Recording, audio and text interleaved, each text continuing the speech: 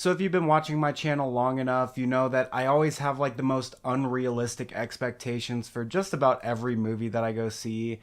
If I'm hesitantly optimistic about a movie, the movie is just trash. If I'm cautiously optimistic about a movie, the movie is mediocre.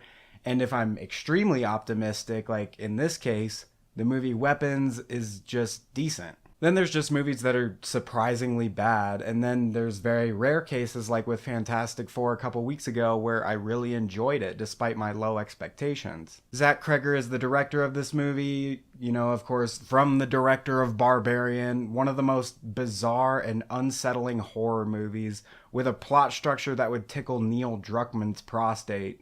Need I say more? I don't understand how this is a credential. He also directed Companion, which I thought was a pretty decent movie. It was able to captivate me in that sort of downward spiral storyline that Zach Cregger is actually good at, but without derailing the entire plot and especially the character development, just to fail at spoon feeding the audience pointless context and exposition. God, I can't believe I did Companion 6 months ago.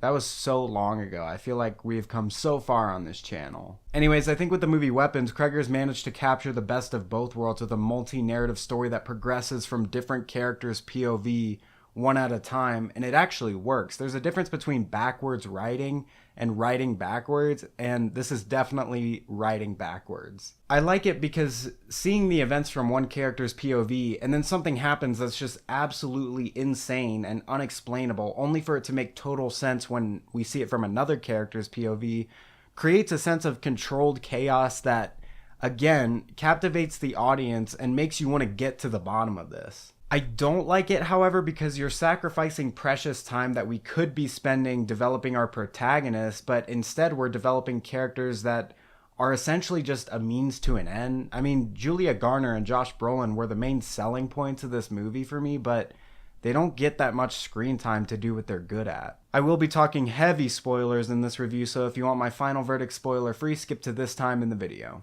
Basically, the premise of the movie is that in the town of Marbrook at 2:17 a.m., all of the children from Miss Justine Gandy's class at Marbrook Elementary just leave their house and disappear, all except for one kid named Alex. There's really no point in explaining everything that leads up to the end. You kind of just have to watch the movie. But long story short, Alex's aunt, who's this very sick, definitely no Sydney Sweeney woman, performs a set of rituals that essentially allow her to weaponize any given person as long as she has a drop of her own blood, something that belongs to her subject, and a lock of hair belonging to her target. This ritual is what allowed her to make Alex's entire class disappear, along with his parents and a few other characters such as Justine's boss, a cop that works in the town, and a local heroin addict. When the plot comes full circle and Justine, along with one of her students' parents named Archer, chase all their leads back to Alex's house, a final battle of sorts ensues, and Alex, having seen these rituals firsthand,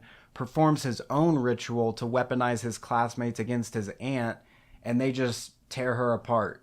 The end. Watching all this unfold was quite the experience. The multi-narrative format that stays consistent in its pacing just makes for a story that's much more believable and immersive and also interesting at the same time, unlike Barbarian, which again just derailed its plot multiple times. I also just love how thoughtfully crafted the characters were. By telling this story from different perspectives, it allowed the audience to actually see the genuine flaws in other characters, and one of the best examples I would say is Archer. He's a father who's understandably devastated by the disappearance of his son Matthew. He expresses his regret for some of his parenting choices, like for example the fact that he hardly ever told his son that he loves him. This plot point fleshes itself out in a later scene when we switch to Alex's POV, and his son Matthew actually bullies Alex in class, and it just says a lot about Archer as a father, and I just thought that was really intentional on the writer's part, and it carried a lot of weight. I think the soundtrack did what the movie needed it to. I also thought the cinematography was pretty good as well. Maybe a little bit pretentious, but there were moments that really fucked with my head just because of the direction and feel of the movie. What I don't understand though is how they so meticulously crafted this story and its characters on a surface level,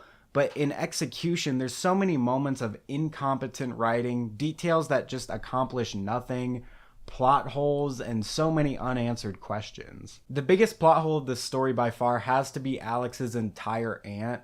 She just shows up out of nowhere and is like, Alex, I'm hella sick and I need you to go get a bunch of your classmates' belongings so that I can control them, and that might make me feel better. She never explains why she's sick. She never explains what she's sick with, and there's not even a single hint of reasoning for how controlling people, and an entire class of children at that, is gonna cure her little cold. There's other minor plot inconsistencies, like how the hell does she know when someone is outside watching the house, but has no idea when a heroin addict breaks into the house? Also, why is she absolutely creepy in certain scenes, but then in other scenes she'll be as normal as could be expected considering her appearance? Like, from one character's point of view, you'll see her waddling around with scissors in her hands, like all creepy, but then from another character's point of view, she'll be having like a calm, cordial conversation, but then from a third character's point of view, she's just back to her crazy behavior,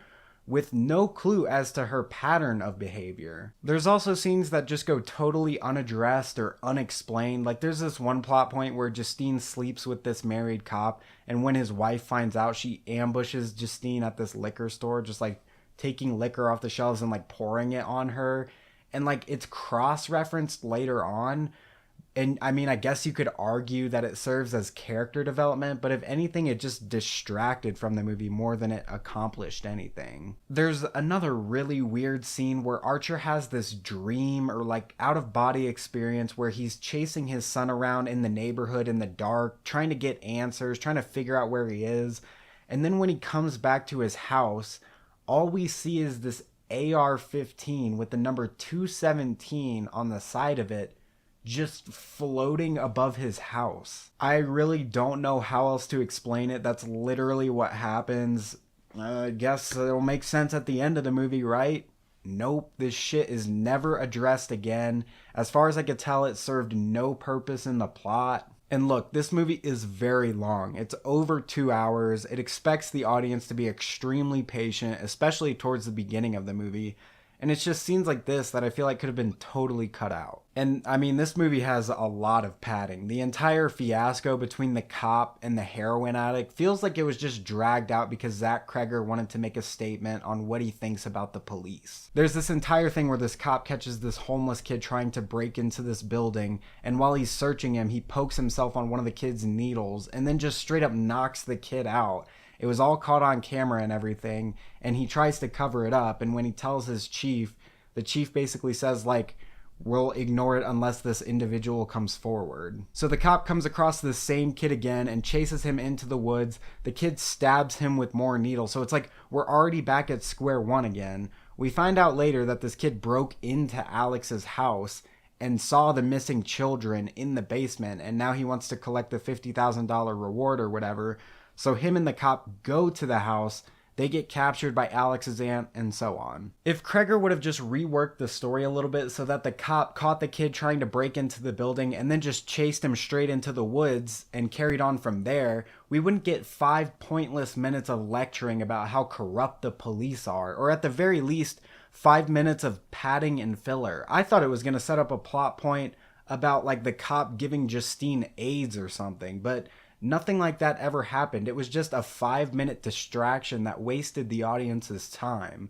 And I know 5 minutes doesn't sound like very much, but again, with such a long runtime, every single minute is precious. And there's so many moments when time I feel like could have been better spent, for example, on showing us what Justine was like with her kids before they disappeared, or you know, giving the audience more closure instead of such an abrupt ending, might I mention. Anyway, speaking of politics, Zach Cregger always has some sort of agenda within his movies, whether it's subtle like it was in Barbarian, or whether it's the entire underlying message like it was in Companion. This movie definitely tones it down a bit. Aside from the whole police thing, which is a pattern I've noticed in Cregger's movies, there's a character who's gay and he has a husband, but to be honest, I don't really care about that stuff too much anymore. The thing that people on my side, whatever you want to call them, who lean conservative or traditional or whatever just don't want to admit or are too afraid to admit is that 80% of LGBT people are actually really good people.